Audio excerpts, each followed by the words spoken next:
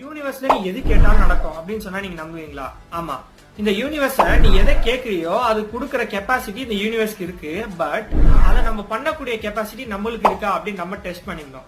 S, this is day 4 of Grow With Me challenge. இன்னைக்கு எதை பத்தி சொல்ல போறேன்னா செல்ஃப் டிசிப்ளின். செல்ஃப் டிசிப்ளின் எவ்வளவு முக்கியம் அப்படின்னு பாத்தீங்கன்னா, எலான் மஸ்க் எப்படி நான் ஒரு ஆட்டோமொபைல் கிங் ஆவேன் அப்படின்னு ஒரு கோலை செட் பண்ணி அதுக்காக கண்டினியூஸா செல்ஃப் டிசிப்ளினா ஒர்க் பண்ணாரோ இப்போ அவர் மில்லியனரா இருக்காரு. அதே மாதிரிதான் நீ ஒரு டாஸ்க செட் பண்றீங்க, அந்த டாஸ்க் எல்லாத்தையும் ஒரு நாளைக்கு நீ பிரிச்சனா அந்த ஒரு நாளைக்கும் நீ அந்த டாஸ்க முடிக்கணும். அந்த முடிக்கலன்னா செல்ஃப் டிசிப்ளின் நீ லூஸ் பண்ற.